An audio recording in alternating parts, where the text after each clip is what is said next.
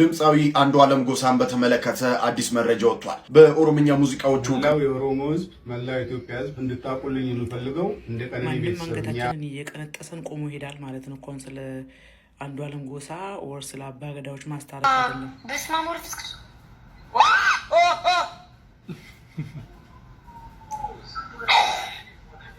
በስመ አብ ማን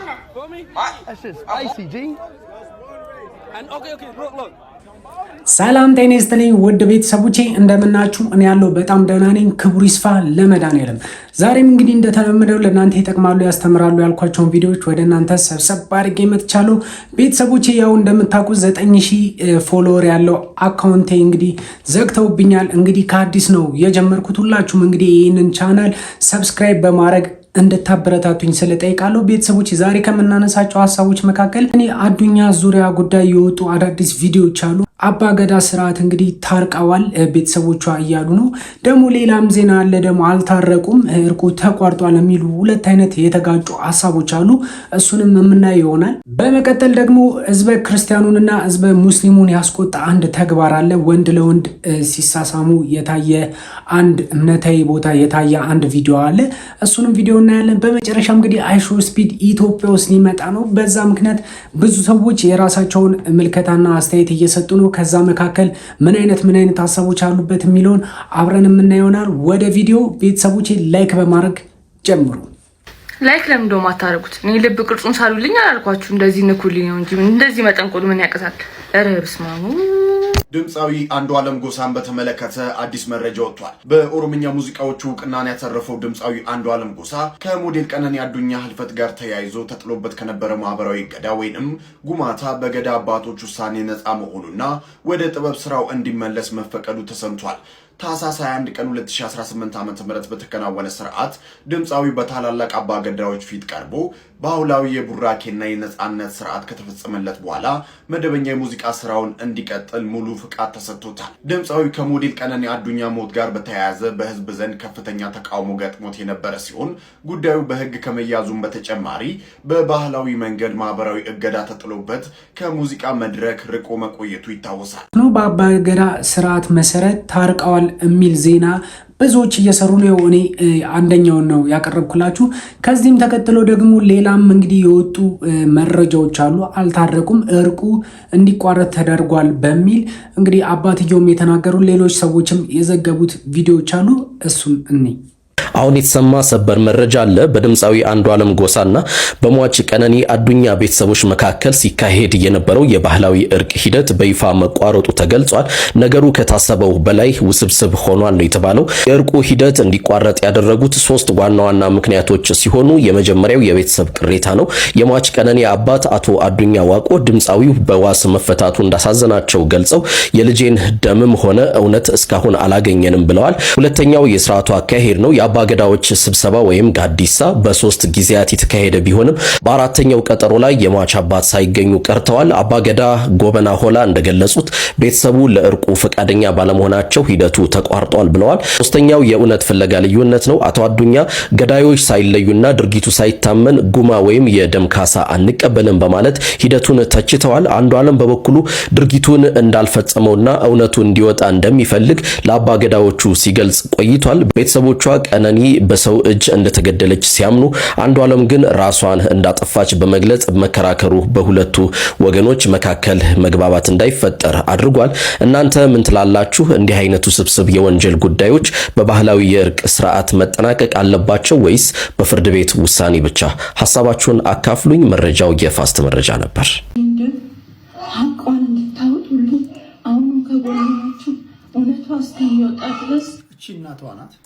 ከጎን የቆሙት የኢትዮጵያ ሕዝብ በሀገር ውጭ ያላችሁ እንድታግዙኝ እለምናለሁ፣ እጠይቃለሁ። ወላጆቿ ፍትህ አግኝተዋል ነው። አሁን እኔ አርቲስቱ ወንጀል ሰርቷል እያልኩኝ አይደለም። እሱ የፍርድ ቤት የህግ ሰው ነው፣ የህግ ውሳኔ ነው፣ ወይም ደግሞ የፖሊስ ጉዳይ ነው። እናትና አባቷ ግን እሺ ቀነኒን ማን ገደላት?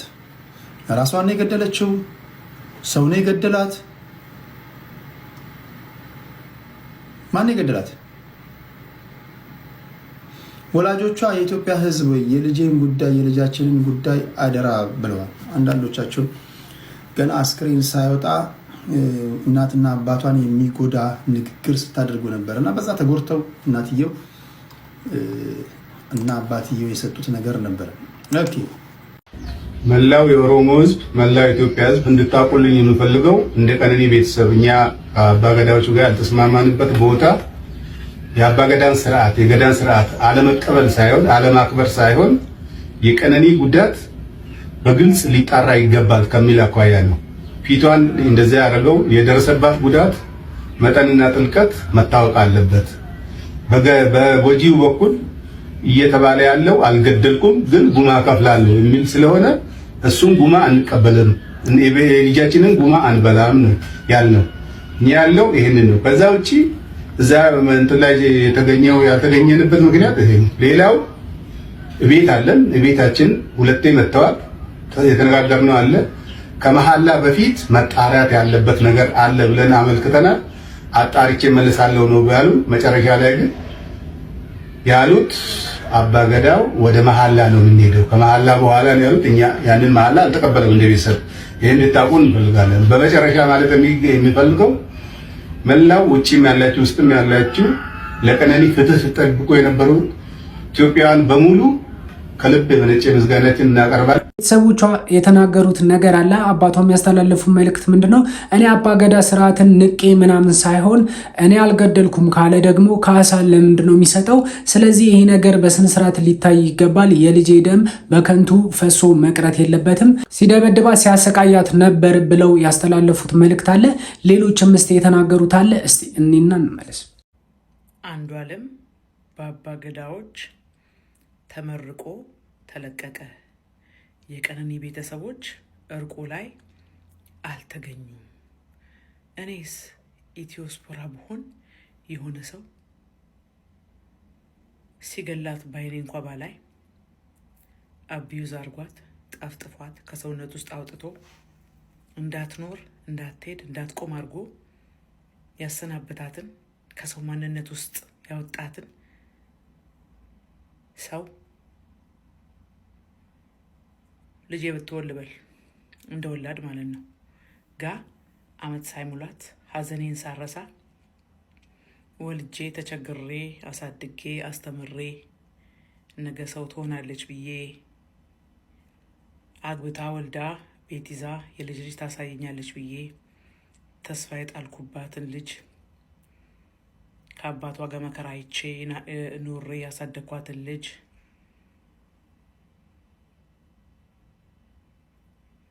የገደለውን ሰው አመት ሳይሞላት ታረቁ ተብለው ሰዎች ቢሰበሰቡ ስሜቱ እንዴት ነው ጋይስ? አስቡት እስቲ። አሁን ያልኩትን ደጋግማችሁ አዳምጡና አስቡት። ስለ ጀስቲስ ሲስተሙ አይደለም እያወራን ያለ ነው። ስለ ኢትዮጵያ ውስጥ ስላለው ህግ አይደለም እያወራን ያለ ነው። ይሄ ለሌላው ለቀረን ሴቶች በጣም የሚያስፈራ ሁኔታ ነው። ማንም አንገታችንን እየቀነጠሰን ቆሞ ይሄዳል ማለት ነው። እንኳን ስለ አንዷለም ጎሳ ወር ስለ አባገዳዎች ማስታረቅ አይደለም። ለአባገዳዎች ደግሞ ያለን ጥያቄ ማለት ነው ሰው ማስታረቅ እንዳለ ያለ አግባብ ሰው ጥፋት ሲያጠፋ እንዴት ነው የምትቀጡት? ያንም ማለት ነው የምጠይቀው። አከምቲ አደብዱ የሆነም ሊበሌሳ በሌስ ይግደልም አይግደልም ፍርድ ቤት ነፃ ልቆታል አይደለም። ግን አቢዩስ ሲያረጋት የነበረውስ ይሄ ምስክር በቂ የሆነ ዶክመንቴሽን አይደለም? ልጇ አትሊስት 2 3 4 ዓመት እንዲታሰር እስር ቤት ገና የልጅቷ 40 ሳይወጣ ከእስር ቤት ወጥቶ በየሀገሩ ላይ እየሄደ ይዘፍናል። እኔ እኮ ልጁን ጥላቻ ለመስደብ ወይ ደግሞ ልጁ ቤተሰቦቹ እኮ ሊያስቡለት ይችላሉ። ገባችኋ? ግን እንደ እናት እንደ ወላድ እንደ ቤተሰብ የዚች ልጅ ሞት እግዚአብሔርን ቁስል ነው ለመላው ለኢትዮጵያ ሴት ነው የሚለው አንዱ ለሰው ብቻ ሳይሆን ማለት ነውና ለማንኛውም ኢን ዘ ፊውቸር ያለው ነገር ያስፈራል። ሴቶች ራሳችሁን ጠብቁ። አንድ መናገር የምፈልገው ነገር የአንዲት ሴት ልጅ እንደዚህ ደም በከንቱ ፈሶ መቅረት የለበትም። እንግዲህ ነገ ከነገ ወዲያ እውነቱ መጋለጡ መውጣቱ አይቀርም ነው የምለው። እናንተም ሀሳብ አስተያየት ካላችሁ ኮመንት ስጡልኝ። ወደ ቀጣይ ቪዲዮ ደግሞ የምንሄደው ሙስሊሙንና ህዝበ ክርስቲያኑን ያስቆጣ በጣም እንግዲህ ብዙ ነገር ያስባለ አንድ ቪዲዮ አለ። እሱም ቪዲዮ ላሳያችሁና እናንተ ሀሳብ አስተያየቶቻችሁን ታቀብሉኛላችሁ። ወደ ቪዲዮ እንሂድ። አቡኪ ወንድሜ የእስልምና ብርሃን ሁኔታህን አይተን ሁላችን አነባን። አንተ እድለኛ የጀነት ሙሽራ። ቤተሰቦች እንግዲህ ቪዲዮውን እንዳያችሁ ነው። ወንድ ለወንድ ሲሳሳሙ ነው። በጣም በእድሜ ደግሞ ገፋ ያሉ ሰዎች ናቸው እና ደግሞ ብዙዎች እያነሱ ያሉት ይሄ ሃይማኖት ቦታ ነው ብለው ነበር ሲከሱና ሲያነሱ የነበሩት። በዚህ ምክንያት ይሄ ነገር በጣም እንደ ኢትዮጵያ እንደ ሙስሊም እንደ ክርስቲያን በጣም የምንቃወመውና የምንጸየፈው ነገር ነው። ነገር ግን እነዚህ ሰዎች ዝም መባል የለባቸውም እያሉ እያነሱ ይገኛል። እናንተስ ምን አይነት ሀሳብ አላችሁ? ቤተሰቦቼ ኮመንት ላይ ጻፉልኝ። ቀጣይ ደግሞ ማሳያችሁ አይሾ ስፒድ ኢትዮጵያ ውስጥ ሊመጣ ነው።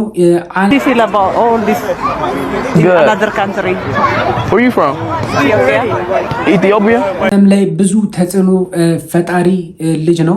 በጣም ኢንፍሉዌንስ ያደርጋል በብዙ መልኩ። አይሾ ስፒድን የማታውቁት ልክ እንደ አዶናይ ማለት ነው። ግን አዶናይ ውስን ነው፣ ኢትዮጵያ ውስጥ ነው። ኢትዮጵያ ውስጥ ሙሉ ማያውቀው ሰው አለ ብዬ ነው የማስበው። ምክንያቱም ፎሎወሮቹን ታውቃላችሁ። አይሾ ስፒድ በጣም በብዙ ሚሊዮን ህዝብ ተከታይ ያለው ሰው ነው እና በጣም ተጽዕኖ ይፈጥራል። እሱ ደግሞ ኢትዮጵያ ውስጥ ሊመጣ ነው። ከዛ አንጻር አንዳንድ ሰዎች ሲመጣ መደረግ ያለበትን ነገሮች ያስቀመጡት ነገር አለ፣ ለመንግስትም ያስተላለፉት መልእክት አለ። እሱን አይተን እንመለስ። በዚህ ሰዓት አይሾ ስፒድ ወደ ኢትዮጵያ ሲመጣ ደማቅ አቀባበል እንዲደረግለት ብዙሃኑ ማህበረሰብ ለሚመለከታቸው አካላት ጥሪውን በይፋ እያቀረበ ይገኛል። በዚህ ጉዳይ የእናንተስ አስተያየት ምንድን ነው? ሀሳባችሁን ግለጹልኝ እስኪ። በዓለም ዙሪያ እንግዲህ በሚሊዮኖች የሚቆጠሩ ተከታዮች ያሉትና እንዲሁም ደግሞ የክርስቲያኖ ሮናልዶ ቁጥር 1 ቀንደኛ ደጋፊ በመሆን የሚታወቀው ታዋቂው አሜሪካዊው ስትሪመር አይሾ ስፒድ እንግዲህ በአሁኑ ወቅት የአፍሪካ ጉዞ በይፋ ጀምሯል። ተጽዕኖ ፈጣሪው ወደሚሄድበት ሀገር ሁሉ እንግዲህ በሚያደርገው የላይቭ ስትሪም ስርጭት በሚሊዮኖች የሚቆጠሩ የውጭ ሀገር ዜጋዎች እንግዲህ ሀገሪቱን እንዲያውቋት የማድረግ አቅም ያለው ስትሪመር ነው። እንዲህ አይነት ዓለም አቀፍ ተጽዕኖ ፈጣሪዎች ወደ ሀገር ውስጥ መግባታቸው እንግዲህ የኢትዮጵያን ባህል እንዲሁም ደግሞ እንግዳ ተቀባይነትና ታሪካዊ ቦታዎች ለዓለም ወጣቶች በቀጥታ ለማሳየት ትልቅ አጋጣሚ ነው የሚሉ ሰዎችም ተበራክተዋል። ከጊዜው ጋር አብሮ በመራመድ እንግዲህ ይህ ወጣት ኮከብ ወደ ኢትዮጵያ በሚመጣበት ወቅት የሚገጥመው አቀባበል የተለየና ለሀገር ገጽታ በሚጠቅም መልኩ ሊታቀድ ይገባል የሚሉ እጅግ በርካታ ድምጾች በስፋት እየተሰሙ ይገኛሉ። ያው እንደምታውቁት ስፒድ የአፍሪካ ቶሩን ጀምሯል። አይሾ ስፒድ ወደ አፍሪካ ሊመጣ ነው እና ያው ኢትዮጵያ ይመጣል ተብሎ ይጠበቃል። እና ይኸውላችሁ ምን ለማለት ፈልጌ መሰላችሁ፣ መንግስት ይሄንን ኦፖርቹኒቲ በጣም ካፒታላይዝ ማድረግ አለበት ብዬ አስባለሁ። ምክንያቱም የትኛውም ሚዲያ ላይ የትኛውም ሜይንስትሪም ላይ ከፍሎ የማያገኘው የትኛውም ነገር ላይ ከፍሎ የማያመጣውን ፐብሊሲቲ በዚህ ልጅ ብቻ መንግስት ማግኘት ይችላል። ሀገራችን ውስጥ ያለው ሁኔታ እንዳለ ሆኖ ይሄ እንደ ሀገር ማሰብ ያለብን ጉዳይ ነው ብዬ አስባለሁ። አንደኛ ሲመጣ እንደ ሰው እንደ ማህበረሰብ ማለት ነው ሀገራችንን ለዓለም እናስተዋውቅበት ነፃ መድረክ ነው። ልጁ በጣም ኢንፍሉዌንሻል ነው ስላችሁ በጣም ኢንፍሉዌንሻል። ጠባዩ የማይመቻችሁ ነገር ሊኖር ይችላል። ነገር ግን እንደ ኢንፍሉዌንስ እንደ ሀገርን እንደማስተዋወቅ ሊያመጣ እንደሚችለው ይሄ ምንድነው የሚባለው በጎ ተጽዕኖ ነው የሚባለው። እሱ በጣም ትልቅ እንደ ሀገር ሊጠቅመን የሚችል ግለሰብ ይኸውላችሁ፣ ቻይና ሄዶ የሰራውን ነገር ማየት ትችላላችሁ። ለቻይና ፖዚቲቭ ኢምፓክት ከማምጣቱ የተነሳ ለቻይና መንግስት ለአይሾ ስፒድ ተከፍሎት ነው ያንን የሰራው። ሙሉ ትሪፑን በቻይና መንግስት ኤክስፔንስ ነው የተደረገው የሚባል ዜና ራሱ ወጥቶ እንደምትመለከቱት አይሾ ስፒድ ስቲምድ ናይስ ክሌም ቻይኒዝ ገቨርንመንት ፔድ ሂም ፎር ስትሪሚንግ ቱር ወይም ደግሞ የቻይና መንግስት ለስትሪሚንግ ቱሮች አይሾ ስፒድን ከፍሎታል የሚባለውን ሩመር ወይም ደግሞ ጭምጭምታ ወይም ደግሞ ይሄ ወሬ የሚባለውን ነገር እሱን የአይሾ ስፒድ ቲም ድና አድርጎታል ወይም ደግሞ ውሸት ነው ብሏል። እንደዚህ አይነት ዜናዎች ወጥተው ነበር። ልጁ ምን ያህል ኢንፍሉዌንሻል ከመሆኑ የተነሳና ምን ያህል ለቻይና መንግስት ፖዚቲቭ የሆነ ነገር ከማምጣቱ የተነሳ ቪዚት ኦሮሚያ ላይ ፖስት አድርጎ አይቻለው መሰለኝና መንግስት ያን ነገር ትኩረት እየሰጠው አንዱ ማሳያ ነው ቢያስባል እና መንግስት ይሄን ነገር በስነ ስርዓት ትኩረት ሰጥቶት በደንብ ዋጋ ሰጥቶት ምክንያቱም ዋጋ ያለው ነገር ነው የዚህ ልጅ ያንን ለሀገር ገጽታ ግንባታ ነው የሚባል መጠቀም አለበት ብዬ አስባለሁ። ይኸውላችሁ ሲመጣ ማለት ነው ከሰዎቹ በተለይ ደግሞ ከህዝቡ ከሚያገኙት ሰው እናንተ ናችሁ የሀገሪቷን ገጽታ ማበላሸትም ይሄ ምንድነው ማስተካከል የምትችሉ። ኢትዮጵያ በታሪኳ አንድ ጊዜ የተበላሸ ገጽታዋ ነው በታሪኳ የረሃብና የችግር ምሳሌ ሆነ ይቀር። የሆነ ሰዓት ላይ የተበላሸ ስሟ በተበላሸ ስሟ ቀር። ሚም ሲሰሩ የታችሁ ታውቃላችሁ ብዬ አስባለሁ። ኢዝ ዴር ዋተር ኢን አፍሪካ ምናምን የሚባሉ በጣም ብዙ ነገሮች እንደ ሚም ነው የሚሰሩት ነገሮቹ እውነት ነው። ነገር ግን እንደ ሚም ብቻ ሆኖ አይቀሩ። ያው ሰው ቢቀልድም የሆነ እውነት አለው ብሎ ስለሚያስብ ስለዚህ እንዳጠቃላይ የሀገራችንን ስም በዚህ በጣም ማደስ እንችላለን ብዬ አስባለሁ። ስለዚህ ከዚህ አንፃር መንግስትም እንዳልኳችሁ ትኩረት ቢሰጠው ይሄንን ነገር ትኩረት መስጠት ያለበት ብዬ ማስበው ደግሞ ኢንዳይሬክትሊ ነው እንደ ሶሻል ሚዲያ ኢንፍሉዌንሰር ነው ብዬ ነው ማስበው። ያላችሁ ሰዎች አሁን ላይ ወደ ሶሻል ሚዲያ የሚሳቡበት ምክንያት ሶሻል ሚዲያ ይሄ ዲሰንትራላይዝ አድርጓል ወይም ደግሞ ከአንድ ወጥቷል። እንደ ግለሰብ የራሱን ነገር ነው የሚያንጸባርቅበት የራሱን አመለካከት ነው ፖርትሬት የሚያደርግበት ተብሎ ስለሚታሰብ ያ ማለት የሆነ ነገር ካልተመቸኝ አልተመቸኝም እላለሁ እኔ ከተመቸኝ ተመቸኝ እላለሁ። ሜንስትሪም ላይ የሆነ ሴንትራል ያደረገ ነገር ስላለ ሳንሱር ተደርጎ ኤዲት ተደርጎ የሆነ ነገር ሆኖ በብዙ ነገር እንትን ውስጥ ስለሚያልፍ ያ ነገር የሆነ ነገሩ ትዊክ ተደርጓል ወይም ደግሞ ተነክቷል ተብሎ ይታሰባል። ስለዚህ እንደዚህ አይነት ሰዎች መተው ጥሩ ነገር ሲናገሩ ስለ ሀገርና በጣም ፖዚቲቭ የሆነ ነገር ፖርትሬት ሲያደርጉ ለኢትዮጵያ በቃ እነዚህ ግለሰቦች ከግላቸው ኤክስፒሪየንስ ወይም ደግሞ ከራሳቸው አመለካከት የተነሳ ነው ይሄን ነገር የተናገሩት። ይሄ ኢንፍሉዌንስ አልተደረጉ ይሄን ነገር እንዲያስተላልፉ ወይም ደግሞ ይሄንን ነገር ፖርትሬት እንዲያደርጉ እንዲናገሩ ተጽዕኖ አልተደረገባቸውም ተብሎ ይታሰባል። ስለዚህ ያንን ታሳቢ አድርጉና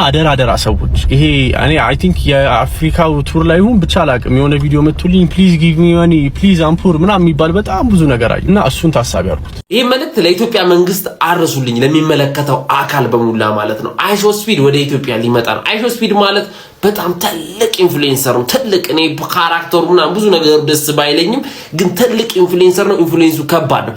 ለህንድ መንግስት አቀባበል የተደረገው አቀባበል አይነት አቀባበል ለአይሾ ስፒድ የኢትዮጵያ መንግስት ሊያደርግለት ይገባል። አራዳ ከሆነ ማለት ነው።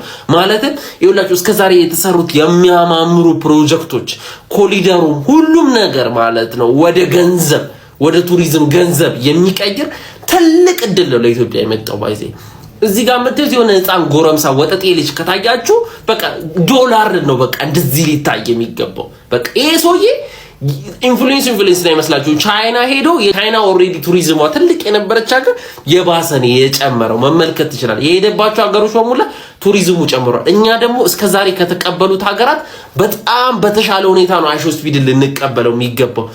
ቅውጥ ባለ በኋላ ባህሉን የሚያሳይ አዲስ የተሰሩ ፕሮጀክቶችን ሁሉንም የሚያሳይ በሚመች ሁኔታ ተመቻችቶለት ጥበቃ ተደርጎለት ሊያስተላልፈው ይገባል። ይህንን እድል እንዳያመልጠን የሚመለከታችሁ የመንግስት አካላቶች ፕሊዝ ይሄን እድል እንደ ወጣት ነው ጥቁር ነው ከምናምን ከሚል ከእንትን የመነጨ እኛ ወጣቶች ስለሆነን ኢንፍሉዌንሱ ይገባናል። እሱን ለመረዳት ሞክራችሁ ለውጥና የሆነ ነገር አምጡ። ይልጅ ወደ ብር ይቀር ለኢትዮጵያ ገቢ ይሁን የሚል አቋምና ሐሳብ ነው ያለኝ። ሰላም ሁኑ። በጣም የተናገሩን ነገር ልክ ነው ብዬ አስባለሁ። እኔ እንግዲህ ስትሪሙን ብዙ ጊዜ አያለው የአይሾ ስፒድን እና የተለያዩ ኢትዮጵያውያኖችም የሱን ስትሪም ያያሉ ገብተው ስለ ሀገራችን ስለ ኢትዮጵያ ስለ ካልቸራችን ስለ አለባበሳችን ስለ ሁሉ ነገር ኢቭን እንኳን ስለ አመጋገባችን ሁላ የሚነግሩ ጊዜ አለ እና ያንን ነገር ደግሞ በተግባር እዚህ መጥቶ ማየት አለበት ብዬ አስባለሁ።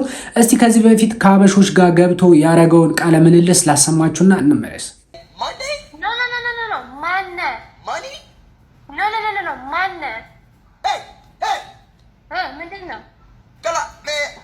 Oh, Ethiopian. Oh, you're Ethiopian. That's Somalia, right? No. Somalia is different country. Ethiopia. All right, I take the picture. Close your buttons. Close my buttons? Yeah, on the jacket. For what? Just, we're going to go out now. Never heard of it. Ethiopia? Yeah, that's where, my friend Chunk's from there. Somalia? Somalia. Yeah. Wait, it's next to Ethiopia. Oh, it's the same, next? Next. Ethiopia. Like it's in Africa? East Africa? East Africa? Weren't you supposed to go to Ethiopia? My nigga, this Ethiopian food, nigga. Listen, though, every time I eat this shit on TikTok, I get judged for it, my nigga. And that shit real life fucked up, you feel me? You really eat raw meat? Yes, nigga. Come on, nigga, stop playing with me. You know about injera? You know about injera? Hey, speed Jerem. I speed, don't try it. Oh, you really eat raw meat? You from Ethiopia? Yeah, I'm from Ethiopia. Like, what you doing right now? It's just midnight here. I can't sleep. So it's midnight. Where's Ethiopia at? It's like where that's at? Like by like Germany? East Africa. Oh, that's why you look like Chunks, bro. እናያችሁት ነው እንግዲህ አንዷ አማርኛ ስታስተምረው አንዷ እንግዲህ ማንነታችንን ስትነግረው ነበር። አንዱ ደግሞ እንግዲህ ስጋ ይዞ መጥቶ ካልቸራችን እንደዚህ ነው ጥሬ ስጋ እንበላለን። ጥሬ ስጋ ደግሞ ለኢትዮጵያ ምን አይነት እንደሆነ እና ቃለም በዚሁ አጋጣሚ እንደውም ኢትዮጵያ ውስጥ አላችሁ የምትባሉ ጽድት ያለ ስጋ ቤት ያላችሁ ሰዎች ይሄንን ነገር እንደ ፕሮሞሽን ብትወስዱትና ጽድት ያለ ነገር አዘጋጅታችሁ ብትጠብቁት የሆነ ነገር ብታስቡ ብዬ እላለሁ ከወዲሁ። ምክንያቱም ዓለም ላይ ተጽዕኖ መፍጠር የሚችል ነው። ከዚህ ቀደም እንግዲህ ቻይና ላይ በጣም ብዙ ተጽዕኖ የፈጠረ ልጅ ነው። ቻይና እንግዲህ ያደገች አገር ናት። ነገር ግን ይሄ ልጅ አያስፈልገኝም ብላ ወደ ጎን አላለችውም። እሱም ካመጣቸው በኋላ ብዙ ቱሪስቶች ወደ ቻይና ሲጎርፉ ነበር። ከዚህ አንጻር ኢትዮጵያ መንግስት ብዙ ነገር ሊሰራ ይገባል ብዬ አስባለሁ። ቤተሰቦች እናንተስ ምን አይነት አስተያየት አላችሁ? ሀሳባችሁን ኮሜንት ላይ ጻፉ። ቤተሰቦች እንግዲህ የዛሬው ቪዲዮ ይህን ይመስል ነበር። እንደወደዳችሁ ተስፋ አደርጋለሁ። ለማንኛውም በሌላ ቪዲዮ እስክንገናኝ ድረስ መልካም ጊዜ። ሁላችሁም ላይክ ሳታደርጉ የጀመራችሁ ላይክ በማድረግ ጨርሱ። ሀሳብ አስተያየቶቻችሁን እንዳሻሽልን የምትፈልጉትን ነገር ኮሜንት ላይ ጻፉልኝ። ሰብስክራይብ